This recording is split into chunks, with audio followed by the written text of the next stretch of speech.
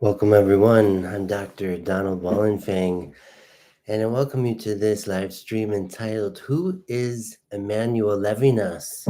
Asking this question about one of the most remarkable phenomenologists in the history of phenomenology, who lived in the 20th century. And it's a great delight for me to get to talk about and introduce Emmanuel Levinas. And to begin a long series on his work, which I think is one of the most, if not the most, significant contributions in the history of Western philosophy. He is a thinker that has captivated me ever since I started reading his work. And I had begun studying phenomenology long before beginning to read his work. So I had a basis in phenomenology, but then when I started to read Levinas to see what he was doing with phenomenology, positioning ethics as first philosophy, I was convinced. I was convinced very quickly about the truthfulness of his thought, his project, and for me, it remains one of the best kept secrets in the history of Western philosophy. So I had to publish a book on his work in the year 2021, Emmanuel Levinas and Variations on God with Us. So I'm going to be taking many excerpts from this book and going back and forth with my 2017 book, Dialectical Anatomy of the Eucharist, introducing Levinas as a thinker and one of the premier phenomenologists in the history of the method. I'm going to be taking from this 2021 book entitled Emmanuel. So this name, Emmanuel, a Hebrew word that means God with us, Emmanuel. But what does it really mean to say God with us? Beginning from a purely philosophical standpoint, this is to say that human thought does not cease to concern itself with God. God as a word, God as a concept, God as an answer, but above all, God as a question. When thinking along with Emmanuel Levinas, the God question accompanies you every step of the way, even when the question is transposed into a visceral and agonizing groping. Where are you, God? For instance, in Solomon Malka's tremendous biography of Emmanuel Levinas, we read in reference to the Holocaust, to say that God is with us in every circumstance is just as odious as the Gott mit uns, God with us in German, that was emblazoned on the executioner's belts. So the question of God is a very careful one within the work of Levinas, especially vis-a-vis the Shoah of the 20th century. 6 million Jewish men, women, and children murdered in this time from the 1930s into the 1940s, when Hitler came to power and the Nazi terror reigned in Germany and beyond. So Levinas is doing his philosophy, especially in the wake of this experience, from having been a prisoner of war from 1940 to 1945. And so to position ethics as first philosophy is an imperative at this point in history. Within his modest autobiographical account, Levinas admits that his life story is dominated by the presentiment and the memory of the Nazi horror. Similarly, his final magnum opus, entitled Otherwise Than Being or Beyond Essence, is dedicated to the memory of those who are closest among the 6 million assassinated by the National Socialists, and of the millions on millions of all confessions and all nations, victims of the same hatred of the other man, the same anti-Semitism. As human beings, we share a very bloody history, and Levinas' philosophy is acutely aware of this fact. Even worse, Levinas surmises that those who perpetrated the Shoah, whether of Catholic or Protestant backgrounds, had all probably done their catechism. The world in which pardon is all powerful becomes inhuman. The possibility of infinite pardon tempts us to infinite evil.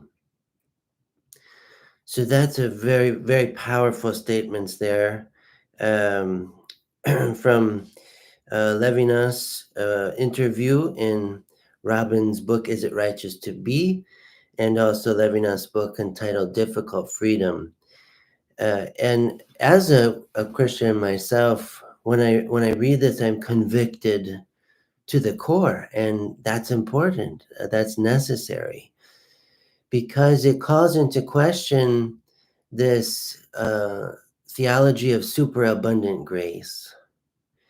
And as Levinas says, the world in which pardon is all powerful becomes inhuman, which is to say, if I think that I'm going to be forgiven for every crime I commit, every sin I do, then I don't hesitate to go and do whatever along the way, very irresponsibly, very careless, thinking that, well, I'll be forgiven in the end. I'll go to heaven. It doesn't matter what I do. That's an incredibly careless thought process, and it gives a bad name to Christianity. So I think reading Levinas helps Christians come back to their Jewish roots, for one thing. Reading Levinas helps Christians better examine their conscience about all of these assumptions and presumptions about grace and divine mercy, because the point of divine mercy isn't to enable us to sin more, as St. Paul says in his letters. Divine mercy is to have an effect on us in which we would sin less. And for Levinas to say the possibility of infinite pardon tempts us to infinite evil, I think is so true.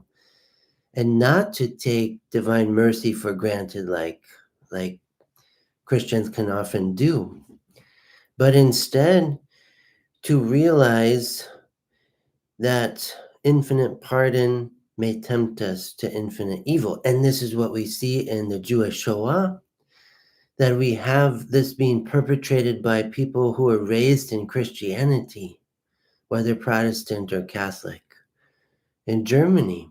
And we wonder, was it this prevailing theology of grace that allowed people to murder people, countless numbers of people, men, women, and children?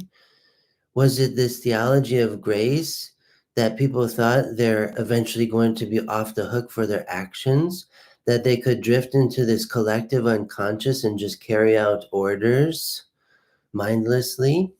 Levinas is calling all of this into question, and it's very important that he does so and that we join him in this scrutiny of our very ambiguous history.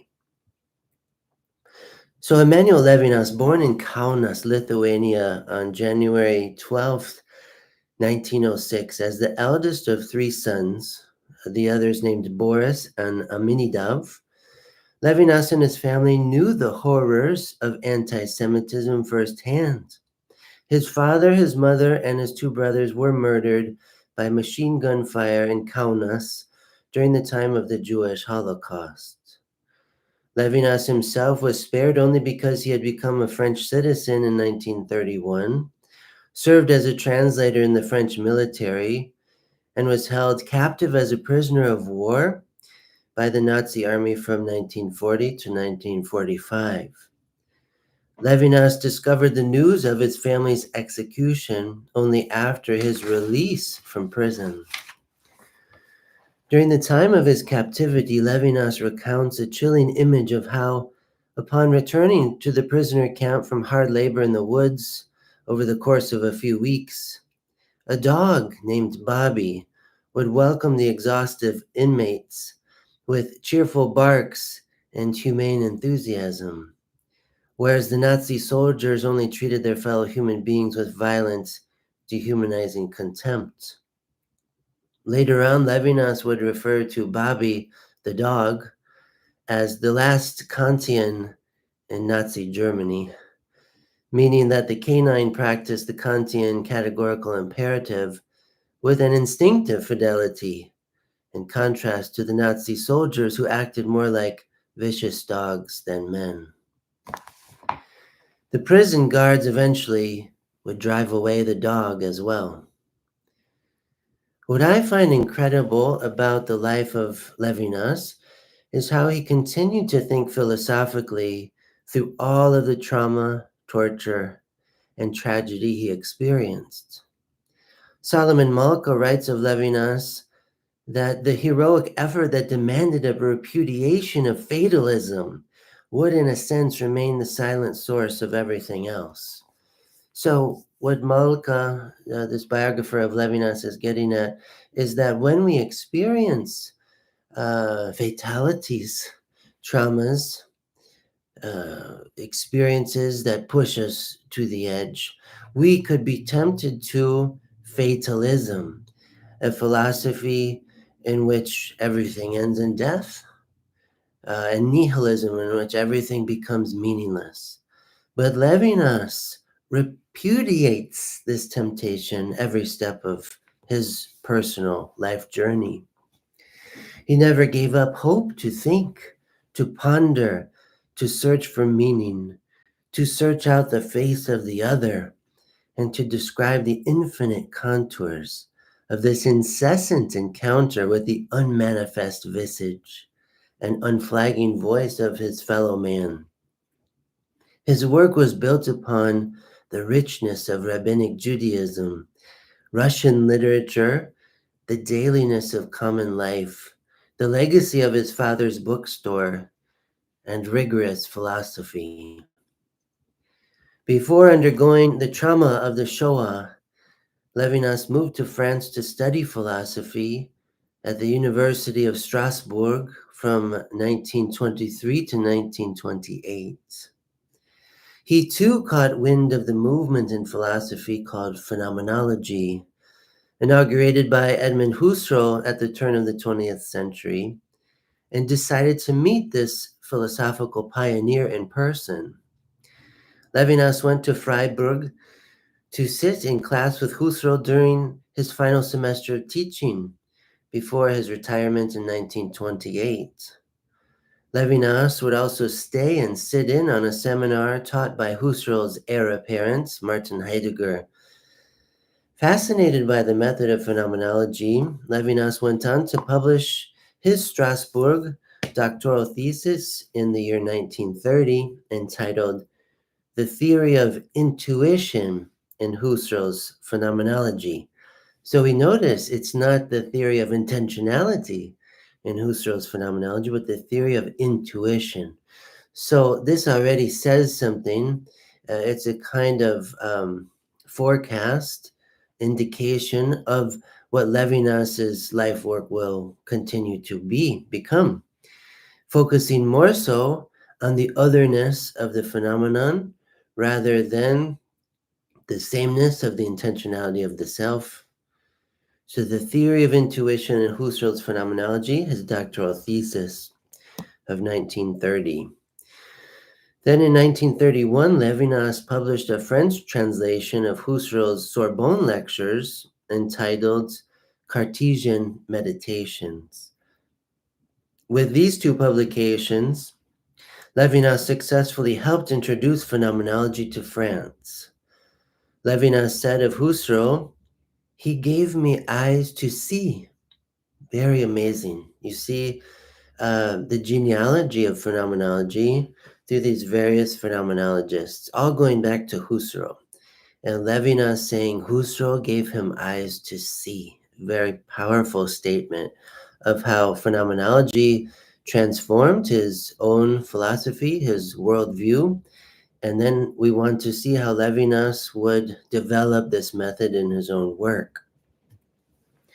What is it about the method of phenomenology that attracted Levinas? One thing for sure was its power to turn attention away from the self and toward the other than the self that awakened the self to consciousness. So, phenomenology as a philosophical method from the start is very attentive to otherness. It's a great benefit of its method. The self is involved, but the point is not the self. It's an attentiveness to the phenomenon, as Husserl said, zu den Sachen selbst, to the things themselves, rather than to the self itself. After the post-Cartesian turn toward subjectivity, there's a great preoccupation with the self in Western philosophy, even through existentialism. But for phenomenology, there's an inversion of the self. It's not anymore a navel-gazing philosophy, a radical solipsism driven by the conatus essendi, the struggle to be, and this solipsistic, narcissistic egoism. But with phenomenology, it's an inversion of the ego through an attentiveness to the otherness of the things themselves, the phenomena that give themselves to the ego and make the ego what it is. So Levinas is very attracted to this method of philosophy, especially given his Jewish roots, which Judaism prizes hospitality of the other. Judaism prizes responsibility for the other. The Mosaic law, the Torah, is all about the otherness of God and the otherness of one's fellow man. All of this together. So phenomenology as a purely descriptive method demands a bracketing of what Husserl called the natural attitude. And so the natural attitude is a biased and calcified attitude that pronounces judgment before an adequate description of a given state of affairs has taken place. In other words, the natural attitude does not permit a phenomenon to give itself by itself. The natural attitude insists on determining a phenomenon rather than letting the phenomenon express itself according to its own sui generis, unique, one of a kind givenness or signification. Levinas observed the gross discrimination against his own people by attitudes that reduced the person to refuse and thereby eclipsed the ethics of being human vis-a-vis other human persons. In phenomenology, Levinas found a compelling philosophical approach to the other that let the other remain other without either reducing the other to more of the same or excreting the other due to her unassimilability to the same. Levinas, by concentrating on Husserl's theory of intuition, traced the accent on the phenomenon that gives itself to the conscious ego rather than emphasizing the theory of intentionality that treats of phenomena by beginning with the self and what it makes of them. So again, Levinas emphasis on intuition, on phenomenological otherness and givenness and signification. Levinas will be very similar to Paul Ricoeur in an emphasis on the hermeneutical aspects of phenomenology, how phenomena give themselves to a human subject through the various layers of interpretation. Because there's so much alterity and otherness that happens through the course of signification and interpretation. So this is very important for Levinas, and him being one of those phenomenologists of proclamation like Paul Ricoeur, Gadamer, Jacques Derrida. Following the completion of his doctoral program in philosophy, Levinas served in the French military as a translator from 1931 to 1940. So 9 years serving in the French military during World War II as a translator. This role itself attests to Levinas' competency and gift for negotiating between diverse languages, Yiddish, Russian, German, French, and Hebrew, while of course studying Greek and Latin at the university. With his graduate education complete and having obtained job stability, Levinas married his neighbor's daughter with whom he grew up in Lithuania, Raisa Levi, on September 11th, 1932. We cannot help but wonder into the relationship between Emmanuel and Raisa, and how she must have inspired his philosophical reflections on the call of the other, the face of the feminine, voluptuosity, erotic desire, and the caress. 4 years later, on February 28th, 1935, their daughter Simone was born. I had the good fortune of meeting Simone and her husband Georgie Hansel and their son David and his wife Joelle, as well as David and Joelle's sons, at several North American Levinas Society meetings in 2013, 14, and 15 especially. And once I asked Levinas' daughter Simone, what was it like to be the daughter of Emmanuel Levinas?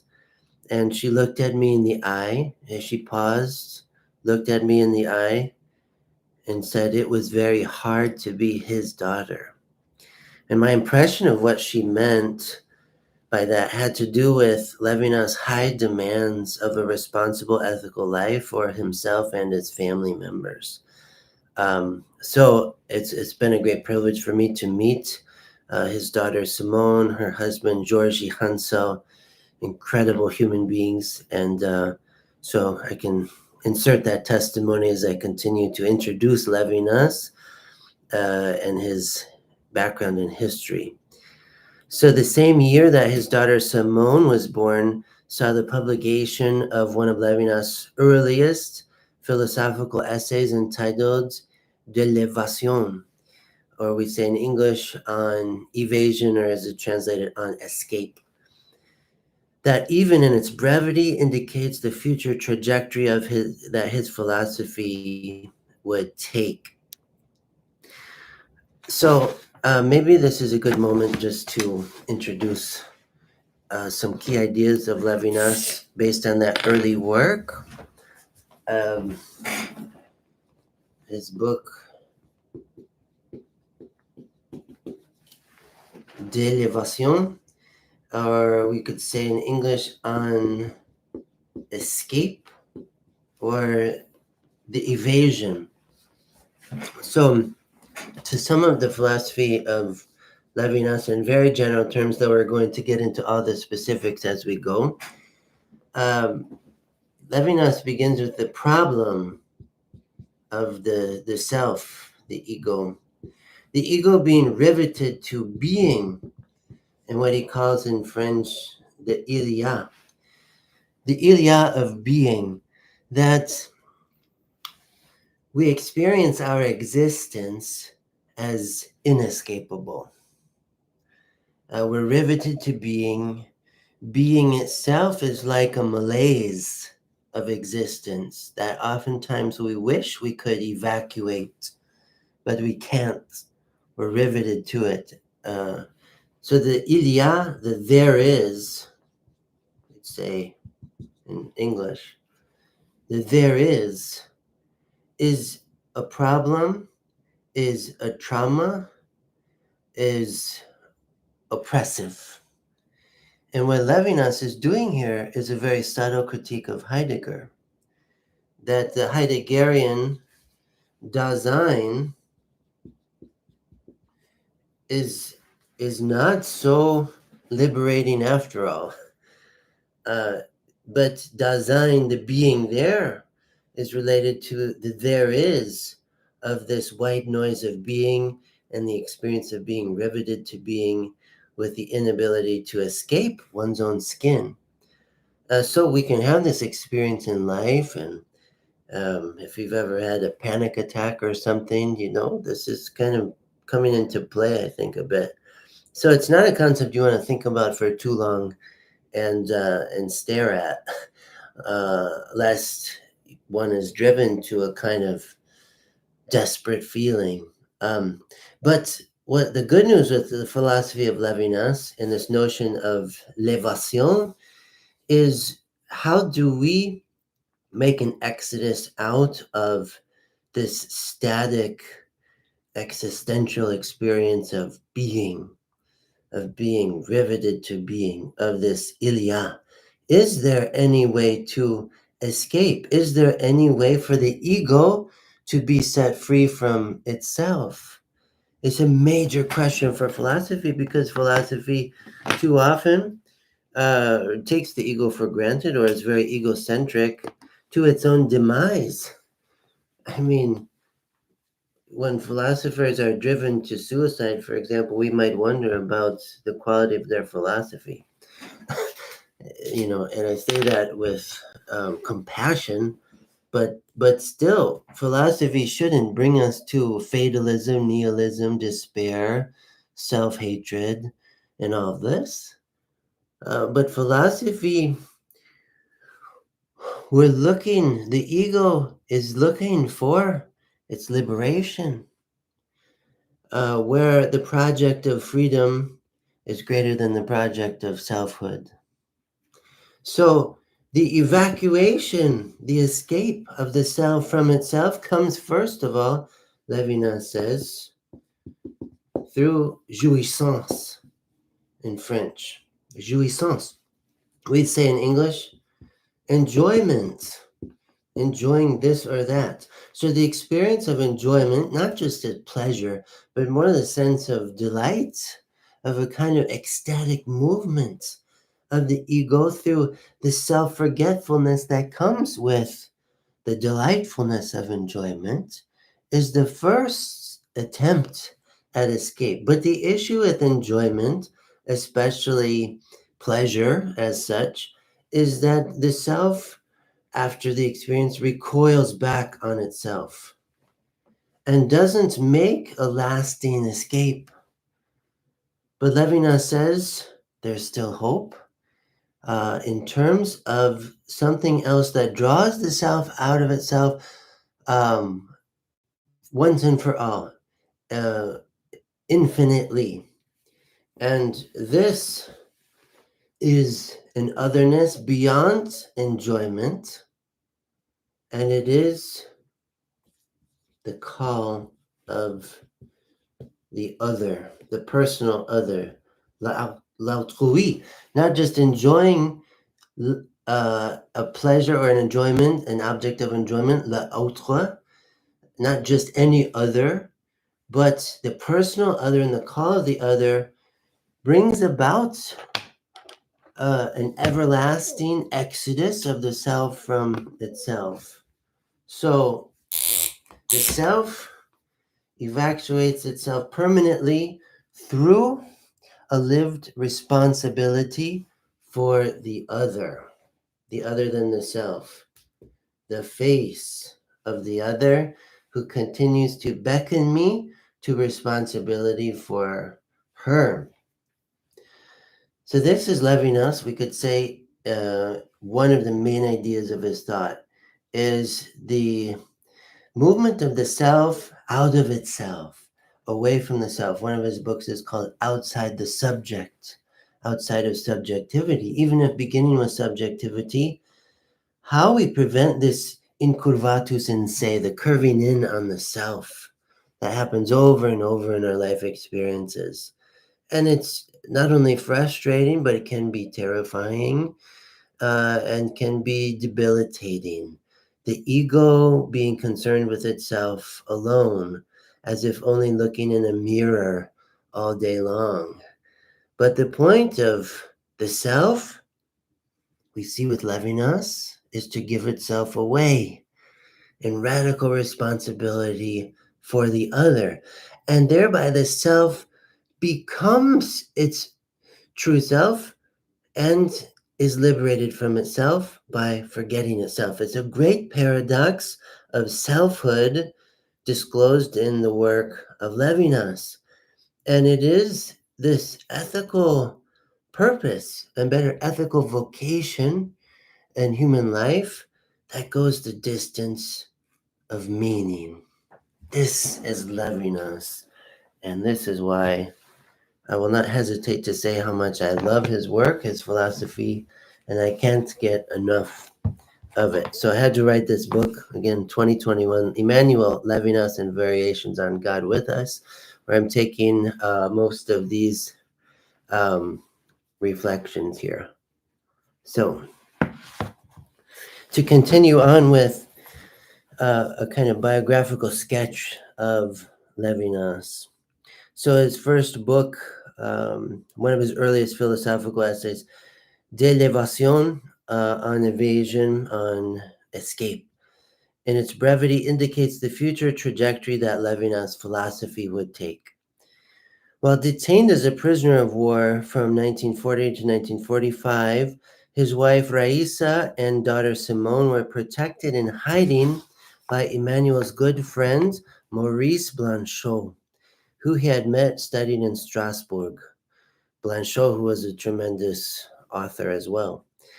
And later, his wife and daughter were protected by the Catholic nuns, the Sisters of St. Vincent de Paul in Pelfort. Once an armistice was reached at the conclusion of the Second World War and the prisoners were released from captivity, Levinas served as the director of a Jewish secondary school, the École Normale Israélite Orientale, or ENIO for short, abbreviated, in Paris, training French teachers for the schools of the Alliance Israélite Universelle du Bassin Méditerranéen, the Universal Israelite Alliance of the Mediterranean Basin. So he was serving as a director of a Jewish secondary school, like a high school principal, for several years. He held this post from 1945 to 1961. So a long period of his life was in this capacity. He's a tremendous philosophical mind, and he puts his mind to the service of young people and training them to be proficient teachers. So a Jewish secondary school for 16 years. 16 years. In Solomon Malka's biography, we read this quote: if Levinas took this directorship at the NEO on himself, it was because he wanted to be in the fray, surrounded by Jewish students, hoping to transmit something to them. It wasn't at all because other options were not open to him. This was someone who lived out his philosophy in his life from day to day. He was no different in his attitude. He had a humanism or a humanity that was quite remarkable. He lived the lives of others. And this is Malka quoting Levinas' assistant at the school, Therese Goldstein. And then further, Malka comments that Paul Ricoeur, Jacques Derrida, and Emmanuel Levinas were all teachers first. So this is so interesting, that these philosophers of proclamation, these phenomenologists of proclamation, Levinas, Ricoeur, and Derrida, Malka says they all were teachers first in how they did philosophy. Their philosophy is a pedagogical one. They want to share the wisdom with other people.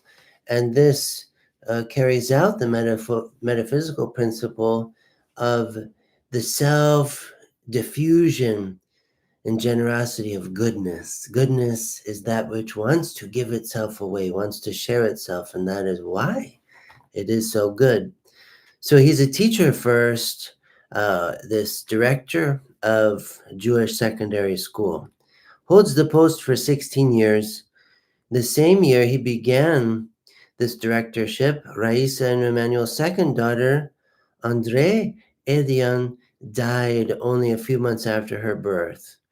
So we had this experience of tragedy, one of their children dying just a few months after birth, their second daughter. And so this is also built into his very tender, ethical, gentle yet firm philosophy. 2 years later, Levinas would publish his first original monograph, Existence and Existence, a text he began to write while in prison, and which he dedicated to his deceased daughter, André Elion. Again, 2 years later, then, Raisa gave birth to their son Michael on April 18th, 1949. So this first book of Levinas, Existence and Existence, entities, beings, is also a very emblematic text of his. Very early on, is setting the course for his whole life's oeuvre. And it's very similar to the essay on escape. But he really is dealing a lot in existence and existence with the Ilia and this need to evacuate being.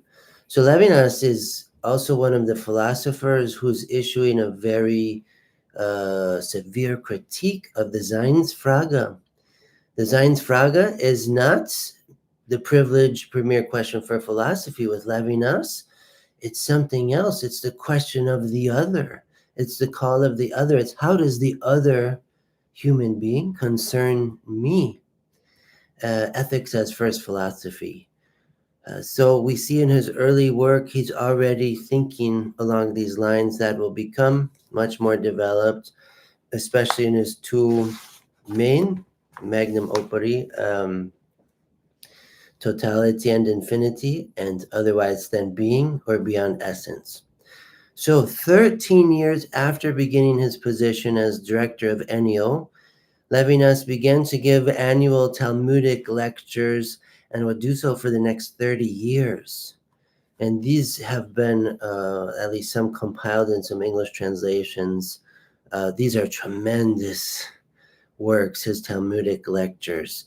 So to read Levinas as a philosopher, we also need to be reading these essays of his too. In 1961, Levinas completed and published his first magnum opus, which was at the same time his doctorate d'etat, his habilitation thesis, entitled Totality and Infinity, an essay on exteriority. In this book, Levinas sets forth the itinerary of the self's irrevocable departure from itself toward the other. So we see the contrast in the title, Totality and Infinity. He's contrasting the two terms. And of course, he's critiquing totality in and through infinity. So to identify a term with Levinas, it would not be totality, it's infinity. Infinity over and against totality. And totalitarianism, which he experienced upon the Nazi persecution. The Nazis who murdered his father, his mother, his siblings, who held him as prisoner of war and would have murdered him too were he not in the French military as a translator. So he experienced totalitarianism firsthand, and he saw the connection in the concept of totality in Western philosophy. And he sees that totalitarian philosophy drives totalitarian dictatorships and politics. And he says we have to break this cycle by making an evasion out of the project of totality by way of alterity, the other. So his first major book, Totality and Infinity, and the subtitle is very important too, an essay on exteriority, not interiority, not solipsism, but ethics, ethical exigency, exteriority, the movement of the self out of itself by being attentive to the other than the self. An essay in exteriority. So it's rooted in the Jewish experience of exodus, the exodus out of bondage, out of slavery, the exodus toward this promised land, not of selfishness, but of responsibility for the other. This is how Levinas talks about the promised land as a land that one can remain as long as one remains an ethical agent. In this book, Totality and Infinity, Levinas sets forth the itinerary of the self's irrevocable departure from itself toward the other. Completing his doctorat d'etat, he opened the door. This opened the door for Levinas to obtain a university professorship. And we read in Malka's biography from a quote from Levinas' son Michael, speaking about his father. So much was intense for him. The idea that in the field of philosophy, as in the arts, only exceptional abilities could justify dedicating oneself to a vocation. So his son, Michael, who himself is an exceptional pianist and musician, composer, says of his father that there was an exceptional quality about his philosophical thought. And Levinas, Emmanuel Levinas himself, had a confidence about this ability and the sense of vocation as a philosopher. And so he becomes a university professor and was a professor of philosophy at the University of Poitiers and would teach there until 1967. During the late 1960s, Levinas also taught at the University of Freiburg in Switzerland. From 1967 to 1973, he taught at the University of Paris-Nanterre alongside Paul Ricoeur. So we have a great affinity of these two philosophers, their hermeneutical philosophy, their philosophy of proclamation, their philosophy of alterity and otherness, their philosophy of interpretation, attentiveness to speech and text, signification, and ethics. So he taught alongside Paul Ricoeur at the University of Paris-Nanterre from 1973 to 79. That was from 67 to 73. Then from 73 to 79, Levinas finally held a post at the prestigious University of Paris-Sorbonne until his retirement. In 1974, while at the Sorbonne, Levinas would publish his second and final magnum opus entitled Otherwise Than Being or Beyond Essence. In this book, we find an even more radicalized and intensified articulation of the self's unrelenting vocation to responsibility for the other, to the point of obsessive substitution under the figure of prophecy, substituting oneself for the other, not just being attentive to the call of the other, but recognizing this vocation of responsibility to run all the way to substituting oneself for the other. Emmanuel's wife, Raisa, would die in Paris in September of 1994, and Emmanuel himself would die in the early morning hours of December 25th, 1995 in Paris on the Christian feast of the Nativity of Emmanuel, God with us. So this brief silhouette of Levinas assists us in anchoring the following abstractions of thought in the concrete life from which they emerged. It's very important to do this biographical work when studying a particular philosopher. We want to understand what was going on in his or her life that contributed to the way they did philosophy. It says a lot. Their context, their family context, their historical context, cultural context says a lot about what gives rise to thought in a philosopher. So in the year 1977, the year before he was elected to the chair of St. Peter, Karol Wojtyła remarked to his goddaughter that there are two great philosophers in the religious sphere, Levinas and Ricoeur. So very interesting. Karol Wojtyła, who would become Pope John Paul II, a great philosopher in his own right, said that there are two great philosophers in the religious sphere, Levinas and Ricoeur. He read them enough to be able to say this to his goddaughter. We see the philosophy of Ricoeur showing up in some of Wojtyła's Become Pope, his work, Theology of the Body, many references to Paul Ricoeur there. Levinas, we don't see as much of a direct interaction, but a kind of distant appreciation, probably because Pope John Paul II lacked the time to spend with the Levinas work, but John Paul II, as Pope, would have these seminars sometimes, and I believe Levinas came to some of them, where it was a gathering of philosophers dealing with especially philosophy of religion. And so John Paul II greatly appreciated the work of Levinas alongside that of Ricoeur. And I think this says a lot because I'm positioning these thinkers as philosophers of proclamation, phenomenologists of the other, of ethics, of hermeneutics. And so this is an important quote, I think, that helps support the seriousness all of us studying philosophy should have for these thinkers. Wojtyła studied moral philosophy and theology, and there was no doubt that Levinas caught his attention by establishing ethics as first philosophy, signified by the language of responsibility for the other. And Paul Ricoeur commented that for Levinas, there is Husserl, that is to say, a philosophical radicalness that was both for him and for me unjustifiably covered up by Heidegger. Whoa. Okay.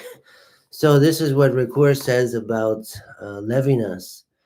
Both Ricoeur and Levinas go back to Husserl, and they're forever Husserlian, more so than Heideggerian, even though both are influenced by Heidegger in different ways, and eventually both would critique Heidegger in different ways. Going back to Husserl, we see this also with Jean-Luc Marion, but Ricoeur is saying that the philosophical radicalness of Husserl was unjustifiably covered up by Heidegger for many who came after Heidegger. So we see in the retrieval of the radicality and phenomenology of alterity and otherness, these philosophers going back to Husserl through Heidegger and around Heidegger. But there's this attentiveness to alterity that's originally there with Husserl that begins to get lost through Heidegger. And so Ricoeur says it very explicitly that the philosophical radicalness in Husserl was unjustifiably covered up by Heidegger, and it's something both he and Levinas get back to with Husserl. Ricoeur sums up Levinas' philosophical oeuvre with two words: Husserl and the Torah. Husserl and the Torah. So the philosophy of Levinas, we can think of it as what happens when Husserlian phenomenology and the Torah of Judaism, law, instruction, teaching, are brought together. This is Levinas. It's very well put, I think, by Ricoeur. And in a similar way, Jean-Luc Marion, in reference to Levinas' philosophy, said that when it was declared by Levinas that the ethical is the ultimate horizon of philosophy, a current was made to flow backwards. I love this quote by Marion about Levinas. A current was made to flow backwards because the whole current of Western philosophy, it runs in the direction of the ego, of the self and its self-concern. And when we have Levinas declaring that the ethical is the ultimate horizon of philosophy, we have a new current flowing backwards against the entire tradition of Western philosophy. Ethics shows up here and there, but it's not primary until Levinas in the whole history of Western philosophy. So, contra Heidegger, for both Husserl and Levinas, Dasein is not at the center of the universe after all. Instead, the original impetus of Husserl's phenomenological conversion, or epoche, is a reorientation of the self around that which is not identical to the self. What Levinas calls counter-consciousness of the ego that displaces the ego as the featured attraction. So in the philosophy of Levinas, the ego is not the main attraction. Levinas radicalizes the phenomenological reduction by pointing to a prior non-phenomenalized signification that predates all forms of manifest givenness, namely the ethical call of the other. Corroborated by the Jewish piece de resistance, the Torah, Levinas' philosophy assumed a decentrine ethical character that dislocates the self from a position of unassailable privilege vis-a-vis any other. For Levinas, philosophy does not proceed from and return to the self like a boomerang. Rather, faithful to the things themselves, the phenomena themselves, and the otherness of the phenomena, otherwise than the self, mature philosophy, Levinas contests, crashes in upon the self from a personal elsewhere that certifies the self as agent responsible. At the NEO, at the secondary school where he was the director for 16 years, Levinas was known to say to his students often, "You've got to get into the game. You've got to get into the game." By this expression, he probably meant many things, but one thing he meant for sure was that you have to rise up to your predestined vocation of living in radical responsibility for the other person who faces you. In putting together this book, my hope is that this is just one way that I am getting into the game and doing this live stream, continuing to get into the game in this Levinasian sense. Levinas once appealed to these words by Franz Rosenzweig from The New Thinking. The book is not a goal that has been reached, nor even a preliminary one. So just talking about writing a book in general. The book is not a goal that has been reached, or even a preliminary one. It itself must be answered for, instead of it carrying itself or being carried by others of its kind. This responsibility happens in everyday life. So a book, for example, doesn't answer for itself. The book, the pages, the copies sold, the distanciation that happens between the reader and its text, as Paul Ricoeur would talk about.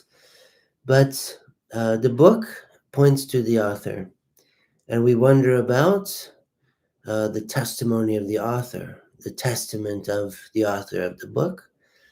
What is he like? What is she like? Is the proof in the pudding in their life?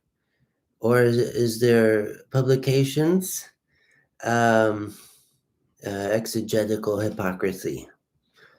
So Levinas is saying that the book ought to point to the attestation of the author. And that is something of greater importance, significance than a book itself. It is true that this book, Levinas, or Emmanuel Levinas and Variations on God with Us, is only a book. At best, it points to a responsible ethical life lived in flesh and blood. At worst, it is hagiographical hypocrisy. This book certainly is not a goal that has been reached in itself and for itself. If a book serves its best purpose, it will point beyond itself as a testimony to what inspired its composition. And inspiration is ultimately a phenomenon not of abstract impersonal ideas, but of concrete personal lives. No matter what this book says about Emmanuel Levinas and his work, it will remain sorely incomplete. According to Levinas' son, Michael, who is a prolific pianist and composer, he said, "My father is the one who said to me in the course of composing, when I was at an impasse or felt it impossible to write, that it was ultimately necessary to accept incompleteness. Sometimes the thing suffices in its incompleteness." Emmanuel Levinas said to his son Michael. The figure we must keep in mind here with Levinas, again like Ricoeur, is the ellipse, both as a shape and a grammatical technique. The ellipse, unlike a perfect circle, is an oval shape or an elongated circle. It has not only one focal point, but two foci that make the original shape stretch and dilates to even more generous contours. Levinas' philosophy has this effect because the self is decentered and reoriented around an other than the self. That is the very source of the awakening of the self. More room is made for thought and for the possibilities of ethical living. So again, to think about this shape of the ellipse in contrast to the circle, we can think about the philosophy of a Hegel and a Heidegger and a Kant and so many others as predominating with this form of the circle. In the centerpiece is the ego, and everything relates as a radius to the ego. Anything in the universe relates back to the concentrated center of the ego, the one doing the philosophy. But for Levinas, we have a conversion of the typical way of doing philosophy and a revision. And instead of a circle shape, we have an oblong ellipse, an elliptical shape that moves more. And yes, we have the self, but also we have the other. And for Levinas, the other will continue to stretch the self outside of itself, again creating greater space for thought. So for Levinas, it is the other that is primary and decenters the self. Through this elliptical form, Levinas is considered one of the great dialogical thinkers of the 20th century, along with other Jewish philosophers like Martin Buber, Franz Rosenzweig. Dialogical philosophy that involves dialogue as how thought happens through a conflict of interpretations, to use the phrase of Paul Ricoeur. So we have this elliptical shape happening with a hermeneutical turn in Western philosophy and phenomenology. Specifically in phenomenology is the method that empowers this revision to happen, because from the start with Husserl, phenomenology is preoccupied with the otherness of phenomena, zu den Sachen selbst, to the things themselves, which is the other piece, not just the self, but to the phenomena themselves in relation to the self, that give themselves to the self in an unrelenting stream of givenness, resulting in an unrelenting, unending task of interpretation. So we have hermeneutics always signifying the otherness of the thing itself, the otherness of the text, with Paul Ricoeur, the distanciation between the interpreter and the text and the author, layers of distanciation that give rise to meaning. This is the hermeneutical philosophy of these philosophers of proclamation. Gadamer, Ricoeur, Levinas, Derrida, that help us to think more than human beings have thought before, outstripping the Seinsfrage with the question of alterity, otherness, the otherness of the phenomenon, and above all for Levinas, the otherness of the other facing me. So this is Levinas, the elliptical shape, the elliptical form, very similar to Paul Ricoeur. But how Levinas is different than Ricoeur is a even more radicalizing of ethics as first philosophy. So there's so much to unpack in the work of Levinas. In this, we could say, thinking in Hebrew, where the philosophical project is driven by solicitude for the other, concern for the other, and therefore dialogue with the other, hospitality for the other. So with Levinas, we have a great advocate of alterity. Within the history of Western philosophy, His entire oeuvre rests on the priority of the other, not just any other or a generic other, but the personal other, the other than the self who faces the self with a vocational signification, a vocational signification which the self recognizes as a call to become responsible for the other, to live in responsibility for the other. So Levinas posits ethics as first philosophy, suggesting a philosophy of passivity, wherein substitution, the one for the other, assumes the core tenet. Yet this vocation to responsibility for the other is of the order of a summons and not of manifestation. This is how Paul Ricoeur describes Levinas' philosophy. In his essay, Emmanuel Levinas, Thinker of Testimony, in Ricoeur's book, Figuring the Sacred. So concerning the religious phenomenon, in particular, Levinas can be regarded as one who thinks on the side of proclamation rather than manifestation, as Levinas insists that Jewish monotheism does not exalt a sacred power, a noumen triumphing over the numinous powers, but still participating in their clandestine, mysterious life. Instead, for Levinas, he says in his book Difficult Freedom, it is precisely a word not incarnate from God that ensures a living God among us. God is real and concrete, not through incarnation, but through law. And his greatness is not inspired by his sacred mystery. His greatness does not provoke fear and trembling, but fills us with high thoughts. So this is a very Jewish way to think divinity. It's not a divinity become incarnate as Christianity has with Jesus of Nazareth, but it is a divinity divinity that is delivered by way of prophecy through the eleity, Levinas would say, the third party of the prophet. We have the signification of the infinite running the course of the infinite through the otherness of eleity, the word, through signification.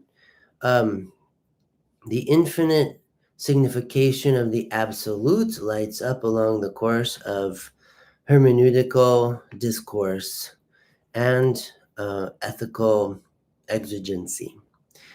So it is clear that Levinas's texts exhibit a predilection for proclamation over and against manifestation. And we're going to see this in future live streams, really getting into the work of Levinas. His hermeneutical matrix is permeated with the language of word, law, ethics, and testimony. According to Ricoeur's assessment of testimony and the thought of Levinas, testimony can be characterized by the dimensions of height and exteriority. Height and exteriority. Again, Levinas' first major work, Totality and Infinity, subtitled An Essay in Exteriority. So, exteriority in terms of regard for the other, recognition of the other than the self, and ethical exteriority as the self moves outside of itself through responsibility for the other, but also the heights of transcendence. Transcendence in Levinas. God is not emptied in proximity to the creature. God is not reified in an idol. God does not become incarnate for Judaism or for Levinas. But God remains perpetually transcendent, otherwise than everything, otherwise than being, beyond essence, and God is the holy other for Judaism and within Levinas' philosophy. So we have alterity and transcendence, and Paul Ricoeur uses the language of exteriority and height to convey these meanings, which are central in the philosophy of Levinas. where the glory of the infinite assumes the role of transcendent height that can be testified to only by the assignment of responsibility. So, to quote Ricoeur in his essay, Emmanuel Levinas, Thinker of Testimony, Ricoeur writes, "But at the moment when the glory of the infinite, escaping every theme, risks falling into the ineffable, ethical discourse starts up again, or rather speaks, for there is finally no other testimony rendered to height, to the glory of the infinite, than the testimony of exteriority or the assignment of responsibility." So we could think of the analogy of the game of volleyball, for example. I think it's a great analogy to get at what Ricoeur is talking about here.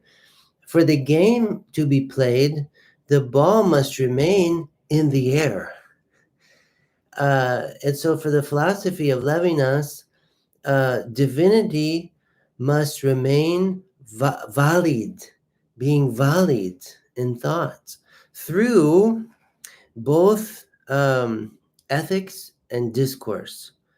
And discourse, uh, and everything involved in discourse, interpretation, hermeneutics, testimony, gives rise to ethics. Without discourse, without the vis-a-vis, the face-to-face, the communication, there's no movement into ethics. So it's a lot like the game of volleyball, where we remain in the game, we remain playing the game to the degree that the ball doesn't stay on the ground. And for Levinas, the concept of the infinite, the glory of the infinite, divinity, and by these different namings of divinity that reinforce the transcendent character of divinity. It's like the game of volleyball, where all the players continue to hit the ball in the air, allowing the transcendence of God to go on and not to become static and one with the ground. And then the ethical play stops. So, or as if somebody grabs the ball and runs off with it, which we get in human history. Someone saying, "I don't want to be part of this egalitarian game. I want to have it my way," and then we have the dictatorship. So, or we have just narcissistic ways of living. In the Christian tradition, for instance, if the Eucharist would claim to be a pronouncement of the word from the infinite, Levinas' suggestion that this discourse is mediated through an ethical discourse of the assignment of responsibility would be entirely pertinent.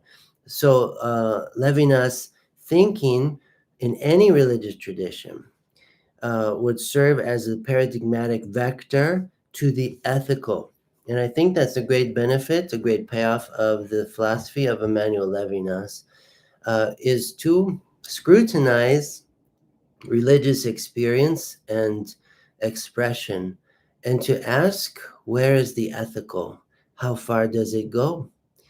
Levinas' philosophy is very helpful to work an examination of conscience of one's own personal life. Where is the ethical in my own life? How far does it go? What are the meanings that my day orbits around? Are they ethical ones? So the philosophy of Levinas is greatly helpful to provoke a real examination of conscience for a person and to examine religious phenomena, religious experience, religious expression, and to work out that manifestation proclamation dialectic.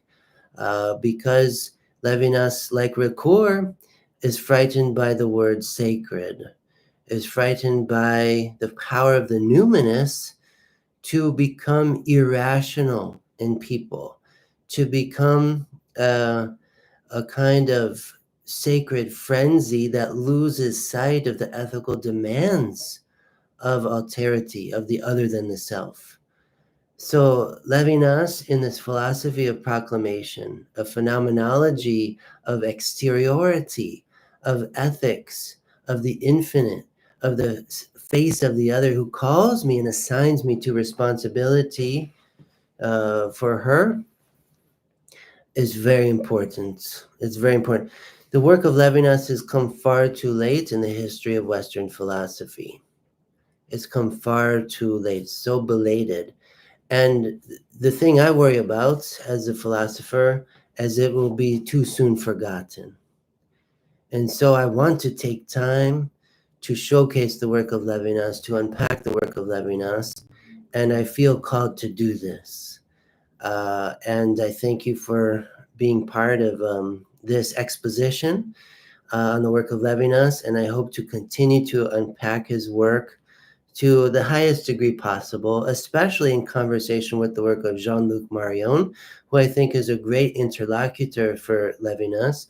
Marion, whose own work was influenced so much by that of Levinas, but then who wants to try to critique Levinas, and we want to follow that critique, but then wonder about what Levinas would say in response to Marion's critique. And so that's why I put this book together to really feature this conversation, especially between Levinas and Marion, that I hope to continue to unpack in the days ahead. So if you have any questions, comments, feel free to put them in the chat. I'm always curious to know what you might like me to present on in future live streams, future videos. I have, I guess, certain specialties, but I welcome any other ideas where we could get into more conversation. And I love this virtual venue of teaching and learning together, that we can continue to dialogue, continue to think together beyond the strictures of academia even. There's a renewed freedom in the live stream, in the YouTube forum, for instance, where we can experience teaching and learning, an ongoing dialogue of conversation, and that it's not just about some practical goal of getting a degree, as important as these definitely are. There's no assignments related to my YouTube streams. I could give some if you'd like, but this forum of freedom, where we're able to have open, honest, sincere discourse and dialogue, working to pursue the coveted pearl of great price, that is truth. That is a truth that is inherently ethical. No question about it. And I think that's what the philosophy of Levinas reminds us, that truth is not just speculative, cerebral, abstract, theoretical. Truth is ethical. Truth is concrete. Truth is practical. And truth will involve a transcendence that maintains the alterity of the ethical. When truth becomes synonymous with the knower, we have an eclipse of ethics. And Levinas is showing us the tragedy of the consolidation of truth and a fundamentalism of knowledge, especially speculative knowledge. And Levinas is questioning, calling into question the primacy and priority of speculative theoretical knowledge within philosophy in favor of an ethical summons that will transcend those worn out trophies of knowledge. When knowledge becomes an ethical knowledge, knowledge itself, the horizon of knowledge expands, and phenomenology is what has provoked this expansion, this attentiveness to alterity, going back to Husserl's charge to the things themselves. And Levinas takes this several steps farther, to the other himself, to the other herself. What is the call of the other? And what onus does it put on me? So if there's no further questions today, feel free to put them in the chat. If you're not a subscriber, I invite you to subscribe to this channel. Many good videos coming out in history of Western philosophy, in dialogue with theology. Eventually, we'll probably get more theological, but first, I want to take time to be very philosophical and lay that rational foundation, put everything at arm's reach in order to allow the theological phenomena to give themselves and signify themselves in ways that are most convincing, compelling, and liberating. So I thank you so much for being with me. May we all continue to think toward the whole, to pray from the heart, and to live as a witness. We'll see you in the next one.